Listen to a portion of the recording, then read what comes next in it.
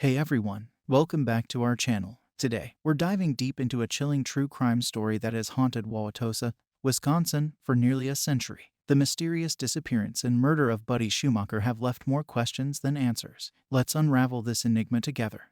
Imagine being 9 years old, full of life, and playing near a creek on what seemed like just another ordinary day. This was the reality for Buddy Schumacher in the summer of 1925. But then, in a blink of an eye, he vanished, gone, as if swallowed by the earth itself. The creek, once a place of joy and laughter for the children of Wauwatosa, Wisconsin, turned into a haunting reminder of a community's worst nightmare. Parents held their children a little tighter, neighbors looked at each other with suspicion, and the air grew thick with the unspoken question: how could a young boy just vanish in broad daylight? The police were called, search parties were formed, and flyers were distributed. But Buddy was nowhere to be found. It was as if he had vanished into thin air, leaving behind nothing but a void filled with questions and a community paralyzed by fear. Days turned into weeks, and the hope that was once there started to wane. Candlelight vigils were held, prayers were said, but the seat at the Schumacher family dinner table remained painfully empty. The disappearance of Buddy Schumacher didn't just shock the community, it shattered the illusion of safety and innocence that every parent wishes for their child.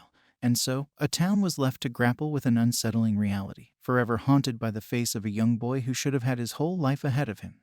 Imagine the collective sigh of relief that never came. Weeks of frantic searching, of holding on to the fragile thread of hope, culminated in the most devastating way possible.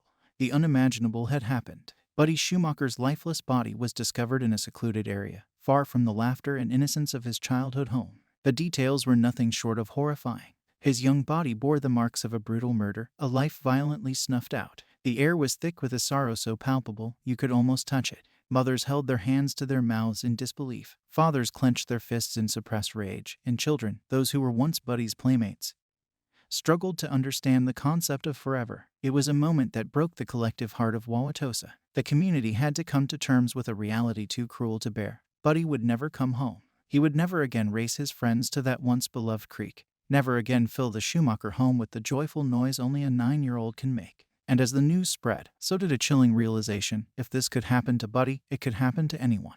The community was united, not just in grief, but in a newfound, unsettling vulnerability. A dark cloud had settled over Wauwatosa, and it seemed as though it would never lift. The police were back at square one, but this time, the stakes were unimaginably higher. It was no longer a case of a missing child. It was a hunt for a cold-blooded killer. A killer who had robbed not just Buddy, but an entire community of its innocence.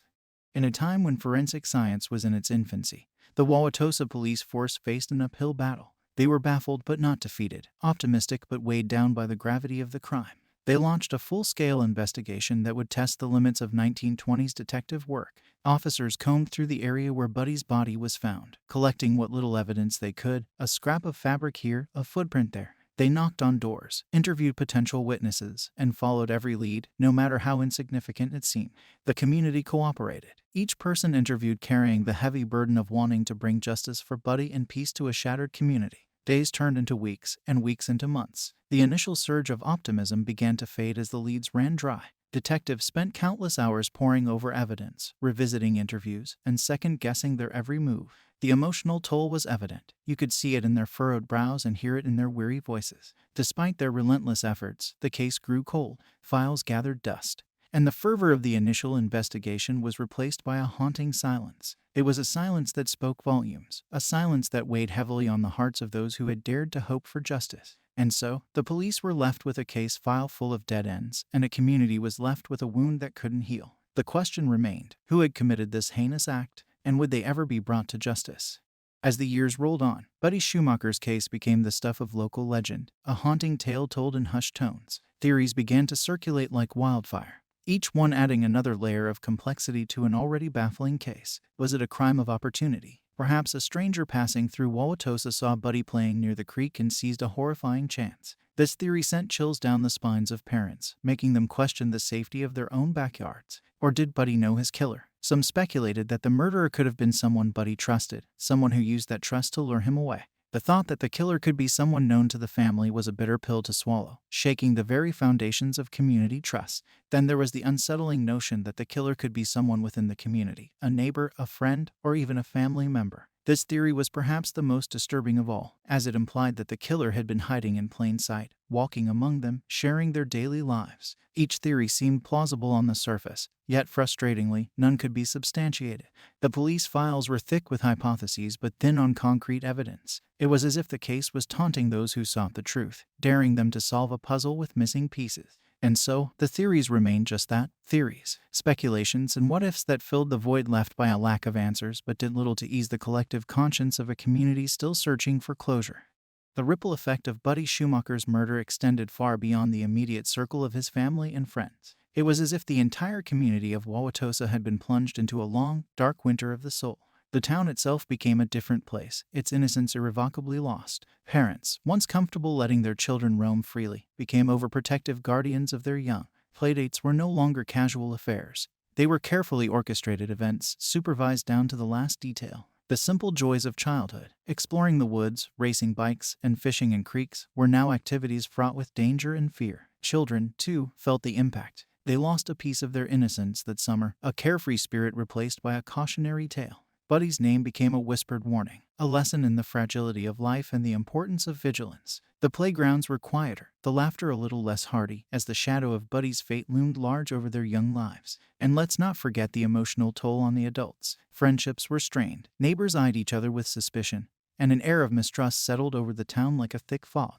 Community events, once a source of joy and unity, became somber gatherings where the unspoken question on everyone's mind was, could the killer be among us? In essence, Wauwatosa was forever changed, a community bound not just by geography, but by a shared tragedy. A tragedy that would become a part of its identity, a dark chapter in its history that would never be forgotten.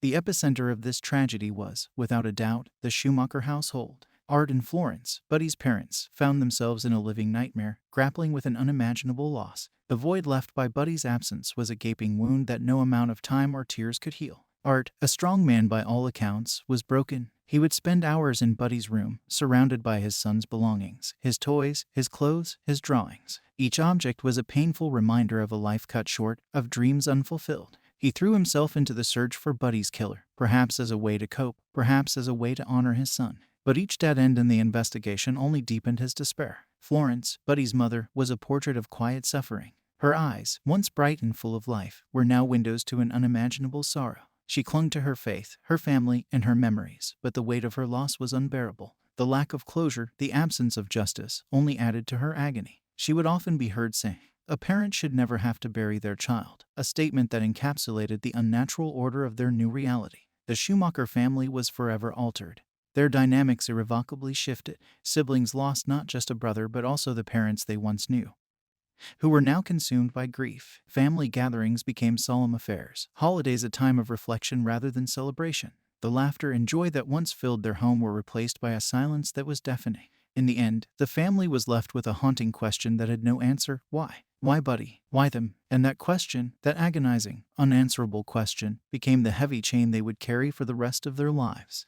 Fast forward to today, nearly a century after Buddy Schumacher's tragic disappearance and murder, and you'll find that the case is still very much alive in the collective memory of Wauwatosa. Despite the incredible advancements in forensic science, despite the evolution of investigative techniques that have solved cold cases decades old, Buddy's case remains a haunting enigma. You might think that with DNA analysis, facial recognition software, and databases that can cross-reference evidence across states and even countries, we'd be closer to solving this mystery. But no, the case files gather dust in some archive, a testament to the limitations of human endeavor, even in the face of technological progress. The community, too, hasn't forgotten. There are memorials, online forums, and even annual gatherings where people discuss the case, share theories, and pay their respects. It's as if the town is still holding its breath, waiting for a resolution that never comes. The name Buddy Schumacher is not just a historical footnote. It's a symbol of every parent's worst fear, a cautionary tale that has transcended generations. And let's talk about that lingering sense of unease. It's palpable. Parents still warn their children about the dangers of talking to strangers or wandering too far from home,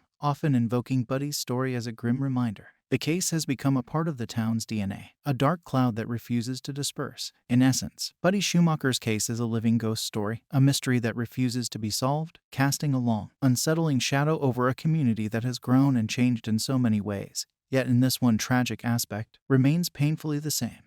Wow, what a journey we've been on today, unraveling the haunting tale of Buddy Schumacher. It's stories like these that remind us how fragile life can be and how some mysteries refuse to be solved. So, I have to ask, what do you think happened to Buddy? Do you think there's a chance, even after all these years, that this case could be cracked? Or is it destined to be one of those mysteries that haunt us forever? I'm genuinely curious to hear your thoughts, theories, and even wild speculations. Drop them in the comments below. Let's get a conversation going. That's a wrap for today's episode, my friends. If this story gripped you as much as it did me, do me a favor, hit that like button. It really helps the channel. And share this video. Let's spread this story far and wide. Who knows, maybe it could even reignite interest in the case. Don't forget to subscribe and hit the notification bell so you won't miss any of our future deep dives into the world of true crime. Until our next chilling journey, stay curious, stay vigilant, and most importantly, stay safe. Goodbye for now.